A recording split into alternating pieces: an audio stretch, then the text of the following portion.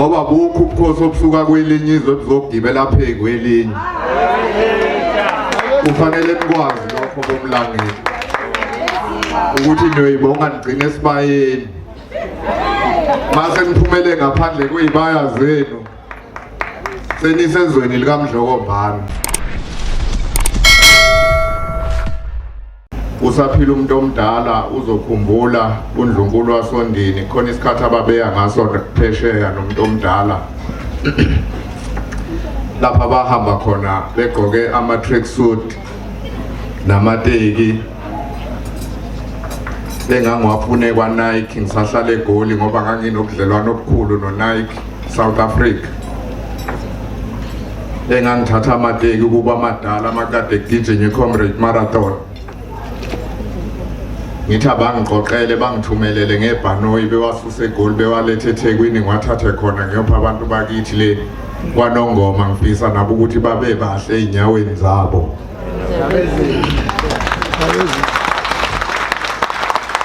Ingathengeka sezadayise emgwaqeni ubone ukuthi lo correct lo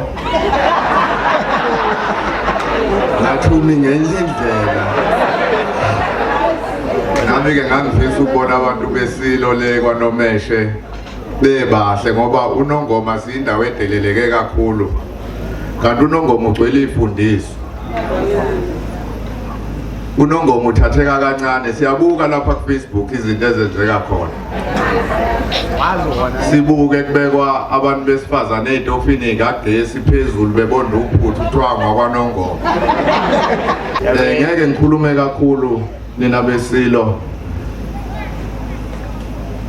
njengoba ngahlangana nale nkosazana nje ngiyajabula ukuthi bangabantu asebehlale lapha kwaZulu isikhathi eside.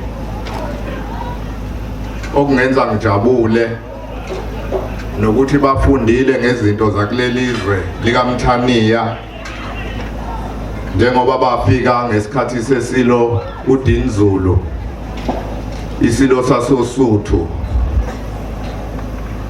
bephuma ngale komngcele safike sabaganisela ngomntwana umpi amaxhegu nongabatholanga abantwana la ekhaya. Kweza umqalajuba leyabaleka iHope wabaganisela ngomntwana umhlophekazi.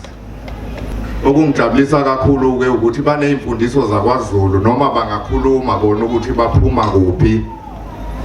Asisho ukuthi umlando kufanele ujike noma nishintshe, kodwa seningabalapha kwaZulu sekufanele nibize uMdlokombane ngoba seningabakaMdlokombane.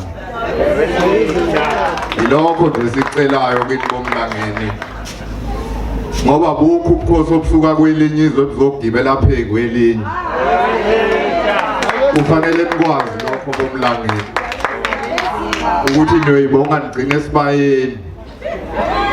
Mase niphumele ngaphandle kwezibaya zenu senisezweni likaMdlokombane. Ngiyathokoza nina besilo ngizoze ngibhede. Ngiyathokoza kakhulu.